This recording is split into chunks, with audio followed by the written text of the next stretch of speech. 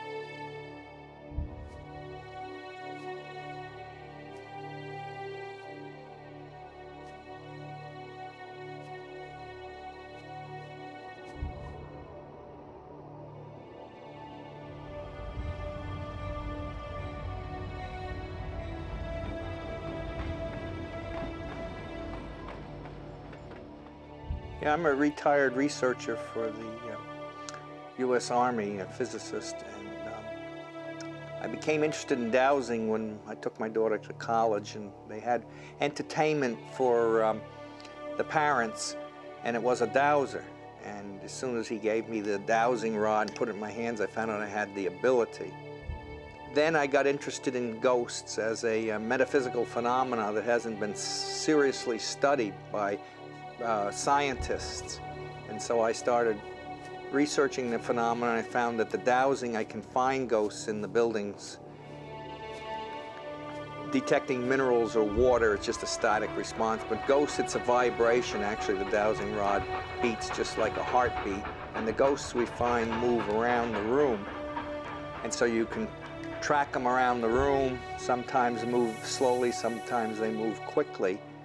And other personality traits of the ghost can be detected by the dowsing rod, whether they're shy or aggressive, that sort of thing.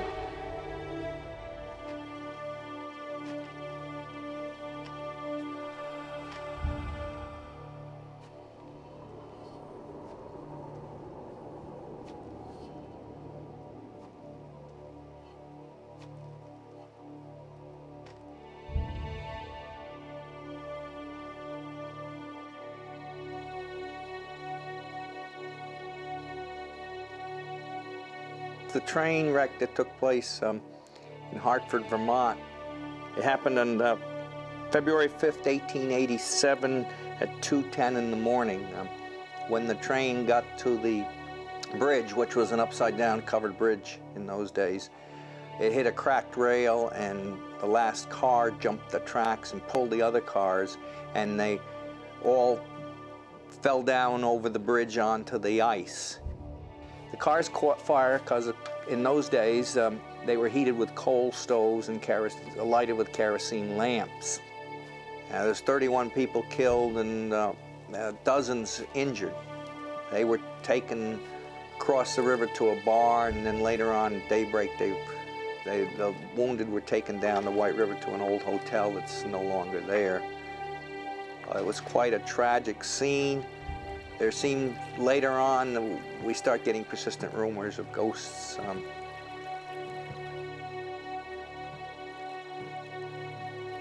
There's a persistent story about a Joe McGrett, who was a little boy who was traveling with his father, and his father was pinned in the wreckage, and so he couldn't help save his father, and he had to watch his father die.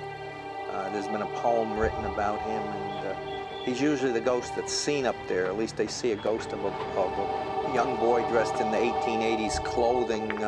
He's usually appears about 4 feet off the water, which makes sense. That's where the ice was in the wintertime. This happened in the winter in February. And he's dressed in the old-fashioned clothing. A lot of people swim up there, so you're used to seeing people with bathing suits. But This is a rather unusual, and people usually drive by and don't realize until after they've driven by that they've seen something strange.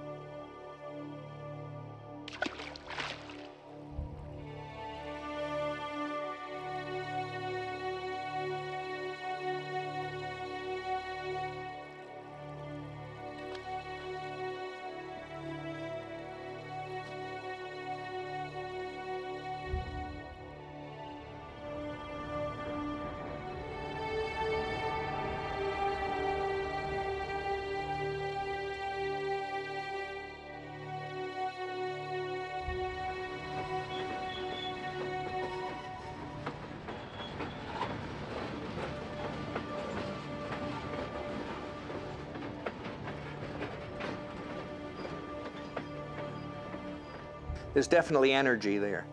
It's a phenomenon that's worldwide. It's just thousands, tens of thousands of cases of reliable, honest, well-educated people, many of them with advanced degrees, who have had experiences with what we call ghosts.